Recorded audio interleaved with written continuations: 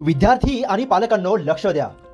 KJ Somaiya senior and K B Rohmare junior college Kopargaon येथे शैक्षणिक वर्ष 2026-27 साठी कला, वाणिज्य आणि विज्ञान तसेच BSc computer science, AI and ML आणि data science, BCA science, BCom CA प्रवेश प्रक्रिया सुरू झाली आहे.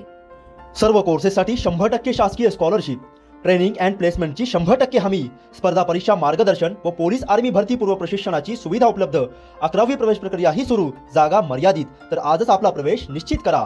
संपर्क KJS कॉलेज कोपरगाव. संपर्क क्रमांक 82 82 82 45 88.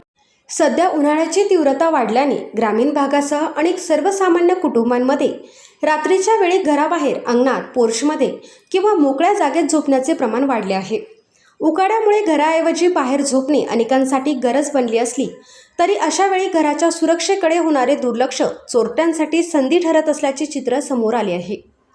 अशाच प्रकारची धक्कादायक घटना कोपरगाव तालुक्यातील माहेगाव देशमुख येथे घडली असून रात्री संपूर्ण कुटुंब घराबाहेर झोपले असताना अज्ञात चोरट्यांनी घरात प्रवेश करून दागिने, मोबाईल व रोख रक्कम असा सुमारे 60,000 रुपयांचा मुद्देमाल लंपास केला आहे.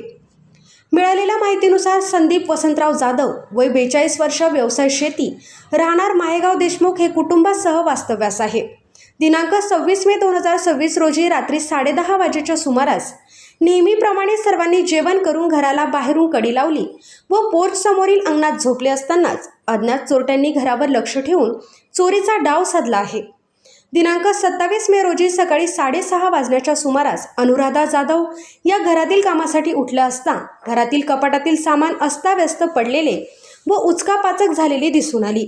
हा प्रकार लक्षात येताच त्यांनी तातडीने कुटुंबियांना माहिती दिली असता चोरी झाल्याचे उघड झाले.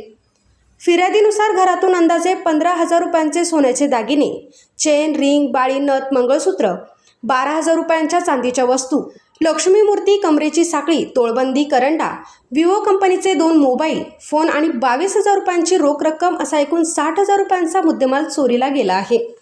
या घटनेमुळे परिसरात चिंतेचे वातावरण निर्माण झाले असून उन्हाळ्यात बाहेर झोपताना नागरिकांनी अधिक खबरदारी घेण्याची गरज अधोरेखित झाली आहे.